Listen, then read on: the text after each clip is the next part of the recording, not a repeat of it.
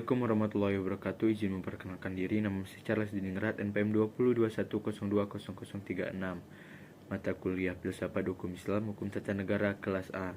Di sini saya akan menjelaskan materi saya yang dibagikan oleh Pak Ervin Yogi.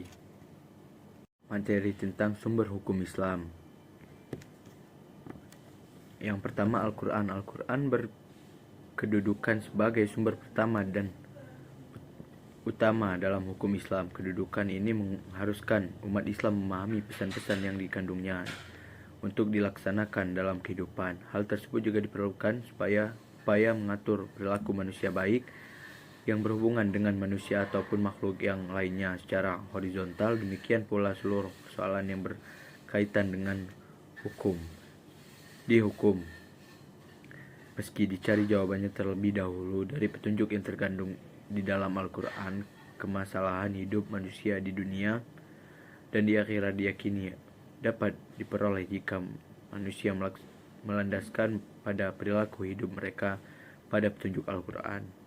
Argumentasi yang menyatakan bahwa Al-Quran sebagai sumber dari dalil pertama dan utama ditemukan dalam penjelasan Al-Quran sendiri pada jumlah ayatnya.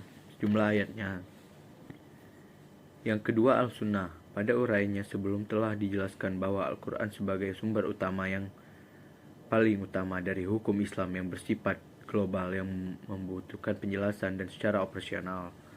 Nabi Muhammad SAW sebagai penyampai ajaran Al-Quran dari otoritas oleh Tuhan untuk menjelaskan lebih lanjut apa yang diwahyukan kepadanya. Dengan demikian Al-Sunnah sebagai dalam bentuk perkataan perbuatan maupun dalam bentuk takkir berkedudukan sebagai sumber kedua setelah Al-Quran. Yang selanjutnya, akal dan proyeksi istijad.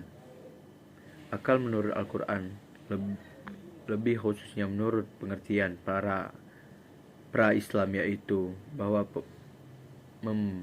memberhentikan alam sekitarnya dengan otak, yang dimana otak adalah organ tubuh akal. Artinya akal itu sendiri terdapat di dalam otak seseorang yang digunakan berpikir. Berdasarkan pemikiran itu dan lahirlah sesuatu ide atau gagasan mengenai suatu masalah dipikirkan, sebagaimana telah kita ketahui bahwa Allah Subhanahu wa taala menciptakan manusia kepada berdasarkan akalnya dengan makhluk hidup lainnya seperti hewan dan tumbuhan.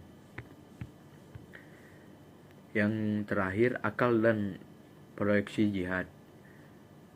Istijad menurut bahasa berarti usaha yang keras bersungguh-sungguh, sedangkan pengertiannya dari segi istilah istijad adalah berusaha menetapkan hukum terhadap masalahnya yang belum ada keterangan hukumnya dalam Al-Quran dan hadis, dilakukan dengan secara cermat dan pikiran yang murni serta berpedoman pada aturan penetapan hukum yang benar.